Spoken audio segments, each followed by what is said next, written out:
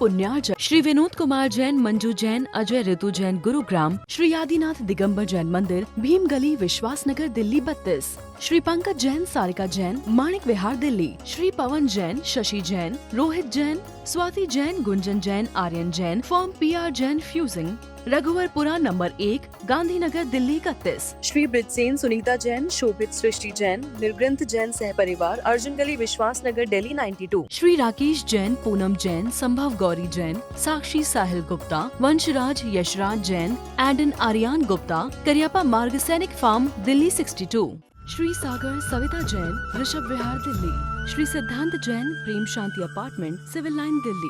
Sunita Jain, Sachin, Monika Jain, Disha Jain, Vinam Jain, 12A Shriram road, civil lines, Delhi. Shri 1008 Vasupujya Digambar Jain मंदिर, गांधीनगर, दिल्ली 32। श्री पवन जैन, वस्त्र भंडार के सहयोग से। शांति धारा के लिए संपर्क करें 978-485-7991। किसी भी राशि के लिए कोई आग्रह नहीं है। अति प्राचीन मनोरथ पूर्ण मुनि सुव्रतनाथ अधीक्षक क्षेत्र, हस्तेड़ा, जयपुर से 65 किलोमीटर की दूरी पर सीकर रोड पर स्थित है। यहाँ 880 वर्ष प्राचीन विक्रम संवत 1209 1008 श्री मुनि सुव्रतनाथ भगवान की भव्य प्रतिमा विराजमान है। यह अधीक्षक क्षेत्र प्रवासी समाज द्वारा संचालित है। नमः समय साराय स्वानुभूत्या चकाशते चिस्वभावाय भावाय सर्वभावांतरच्छिदे अनंत शक्तियों से संपन्न चेतन आत्म राम,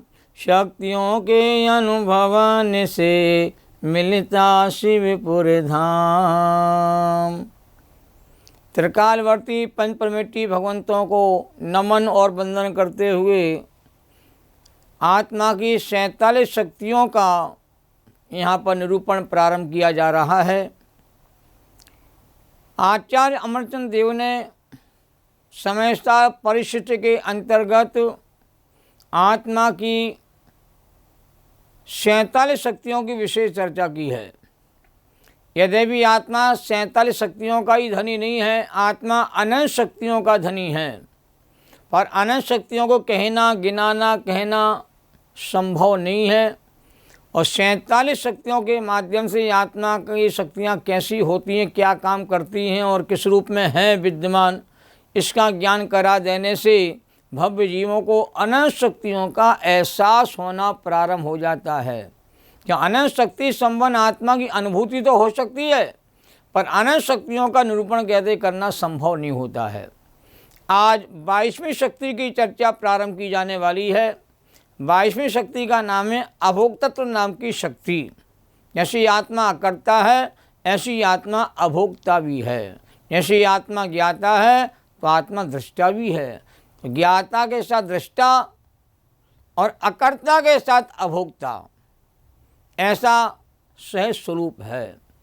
ध्यान सूत्र इस प्रकार तैयार होगा कि अभोक्ता शक्ति संपन्न चेतन स्वरूपो हम, कि आत्मा अभोक्ता शक्ति से संपन्न चेतन स्वरूप वाला मैं हूँ। आचार्य देव ने इसका स्वरूप इस प्रकार कहा है। सकल कर्म कृत ज्ञातत्व मात्रातिरिक्त परिणामानुभवो परमात्मिका अकर्तृ शक्ति। संधि विच्छेद देखें। सकल कर्म कृत ज्ञातत्व मात्र अतिरिक्त परिणाम अनुभव परम आत्मिका अभोक्ता शक्ति, ये संस्कृत का संधि विच्छेद किया गया। और देखिए, ज्ञान भाव से भिन्न कर्मोदय से होने वाले रागादि विकारी परिणामों के अनुभव से भोक्तृ शक्ति से, भोक्त से रहित होने रूप अभोक्त शक्ति है। समझ में नहीं आया होगा, क्योंकि आचार्य की भाषा बड़ी टिपिकल है, कठिन है। एक शक्ति के कारण से आत्मा रागादि विकारी भावों का अभोक्ता है।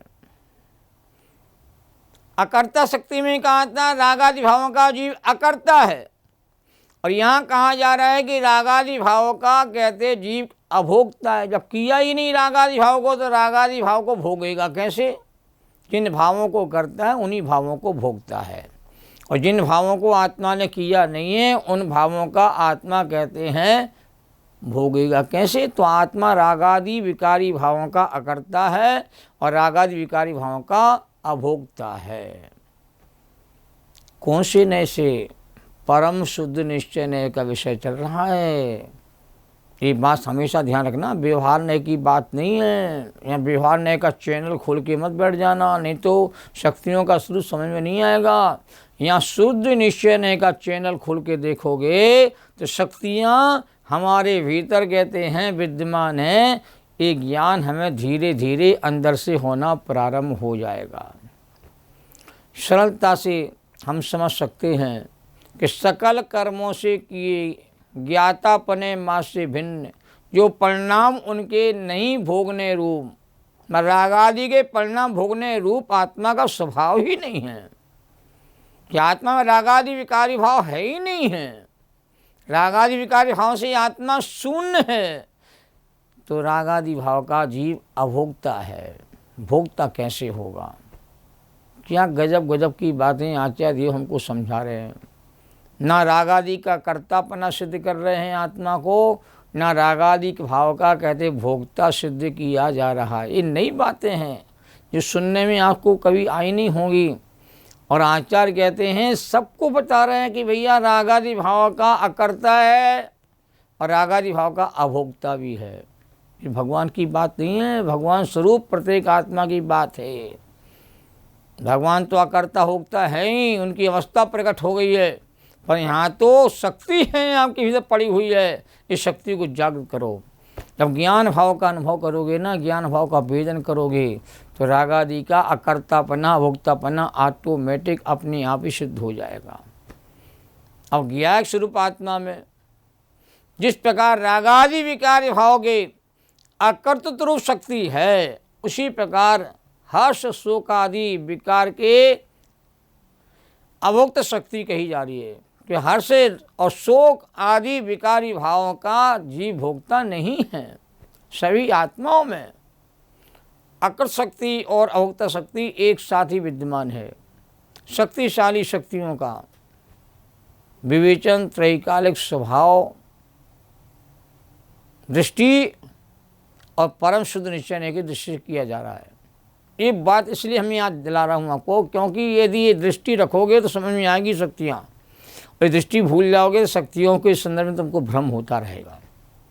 यह बात सदा ध्यान में रखना है। यहाँ व्यवहार नए अशुद्ध निश्चय का प्रसंग ही नहीं है। ये सारे नए यहाँ गुण हैं। इस दृष्टि से यहाँ गौण करके शुद्ध दृष्टि से आत्मा का स्वभाव कैसा है बात समझना है, तभी शक्तियों का स्वरूप समझ में आएगा। आत्मा रागादि विकारी भावों का करता है तो उसी समय रागादि विकारी भावों का अभोक्ता भी है। जब आत्मा करता नहीं है तो अभोक्ता भी नहीं है। जब करता होता है तभी भोक्ता होता है। जिस प्रकार आत्मा को ज्ञाता दृष्टा एक साथ कहा जाता है, वैसे ही आत्मा अपने स्वभाव का कर्ता और भोक्ता होता है। रागादि विकारी भावों का कर्ता नहीं होता तो उसका भोक्ता भी कहते नहीं होता है। और अशुद्ध निश्चय नय से रागादि विकारी भावों का कर्ता भी कहा जाता है, और अशुद्ध निश्चय नय से और व्यवहार नय से रागादि विकारी भाव को भोगने वाला भी जीवी कहा जाता है। ये अशुद्ध निश्चय की प्रक्रिया है, और यहाँ अशुद्ध निश्चय को शामिल किया गया नहीं है। तो रागादि रूप परिणमन करने का और रागादि भावों के फल भोगने का जीव का स्वभाव ही नहीं है। यह तो आत्मा होने वाली गंदगी है, गंदा परिणाम है जो स्वभाव के ऊपर ऊपर तैरता हुआ दिखाई देता है। देखो जैसे पानी में दो बूंद तेल की गिर जाती हैं, वे बूंदें पानी में प्रवेश नहीं कर पाती, पानी के ऊपर दिखाई देती हैं। ऐसी आत्म स्वरूप में विकार है ही नहीं। आत्म स्वरूप तो विकारी भावों से शून्य है, तो वह रागादि विकारी भावों का अकर्ता है, अभोक्ता ही सिद्ध होता है। अभी विशेष दृष्टि है जिसको लक्ष्य में लेने की आवश्यकता है। पर को करना, पर को भोगना तो जीव का स्वभाव और काम ही नहीं है। तो शक्तिशाली शक्तियों में विकारी भावों को शामिल कहते हैं नहीं किया गया है। शक्ति और उसकी उछलती हुई अनुभूति को ही शामिल किया गया है। देख, शक्ति को शामिल किया है और शक्ति की अनुभूति को शामिल किया है। ये उछलती हुई शक्तियाँ क्या होती हैं? जो शक्तियाँ हैं उसका जो अनुभव करेगा, वेदन करेगा, उसको ही शक्तियों का आनंद कहते हैं, प्राप्त होता है। और रागादि विकारी भावों का ये आत्मा अकर्ता और अभोक्ता है, ये बात कहते हैं यहाँ पर मूल रूप में आचार्य को कहते समझाना, कहना है। यहाँ जीव को स्वच्छंदी बनाना लक्ष्य नहीं है, जीव को स्वतंत्र और स्वाधीन बनाना लक्ष्य है। रागादि भाव का मैं करता नहीं होने पर भी तो मैं स्वच्छंद हो जाऊं, भ्रष्ट हो जाऊं, रागादि भाव का सेवन दंडनाथ करते हो कि आत्मा तो रागादि भाव का करता ही नहीं और रागादि के भाव को भोगते ही नहीं है। यदि भैया ये अज्ञानी जीव विपरीत योग्यता से विपरीत बात समझ लेगा तो उसका कल्याण हो जाएगा भाई। तो जीव को सही दृष्टि से सही बात समझना पड़ेगी। तो यहाँ यह आत्मा अकर्ता अभोक्ता स्वभावी है, स्वभाव मेरा ऐसा, स्वरूप मेरा ऐसा है, और जैसा स्वरूप है, स्वभाव है, वैसा ही तुम्हें अनुभव वेदन करना होगा। तब जाकर कहते हैं रागादि भाव की उत्पत्ति आत्मा में होगी नहीं। ऐसा जिन जीवों को इतना निर्णय हो गया है, अनुभव में आ गया, वे ही कहते ज्ञानी हैं। उन्होंने ही शक्तिशाली शक्तियों का स्वरूप जाना है, पहचाना है और उसकी अनुभूति कहते की है। और शक्तिशाली शक्तियों की महिमा कहते अपरंपार है। एक बार अपने त्रैकालिक शाश्वत स्वभाव की दृष्टि करने की देर है के लिए, बस दृष्टि के बदलते ही सृष्टि बदल जाती है। जिस समय हो आत्मदृष्टि, कर्म थर थर काँपते। आत्मदृष्टि हो जावे, सारे कर्म कहते हैं भागना प्रारंभ कर जाते हैं। जब बलवान व्यक्ति आ जाता है तो कमज़ोर व्यक्ति धीरे धीरे कहते खिसकना प्रारंभ हो जाती है। आत्मा बलवान है, ताकतवर है, शक्तिशाली है, और आत्मा की शक्ति का तुम्हें एहसास नहीं है। जिस दिन आत्मा की शक्ति का एहसास हो जाएगा, कोई कर्म कहते आत्मा के आस पास भी कहते भ्रमण करता को देखने में नहीं आएगा। शक्तियों का खजाना आत्मा भरा पड़ा है, उसको अकेला एक बार देखने की, जानने की, पहचानने की, अनुभव करने की बात है। तो आत्मस्वरूप तो विकारी भावों से, मलिन भावों से, कहते औपाधिक भावों से, विरोधी भावों से शून्य है। और विकार आत्मा का स्वभाव ही नहीं है। आत्मा का स्वभाव तो सच्चिदानंदमय है, अनंत चतुष्टय में आत्मा का स्वभाव है, निजानंद में आत्मा का स्वभाव है, सहजानंद में आत्मा का स्वभाव है। अपने ज्ञानानंद को अनुभव करने का ही आत्मा का स्वभाव है। ये बात जीव को कहते हैं एक बार अंदर से स्वीकार हो जावे तो अंदर का जो आनंद है वो धीरे धीरे तुम्हें वेदन में आना प्रारंभ हो जाएगा। शक्तिशाली शक्तियों की अनुभूति से स्वच्छंदता का जन्म नहीं होता है, ये मैंने विशेष रूप से कहना चाहता हूँ। आत्मा पूर्णतः स्वतंत्र स्वाधीन हो जाता है शक्तियों के एहसास से, शक्तियों को स्वीकार करने से।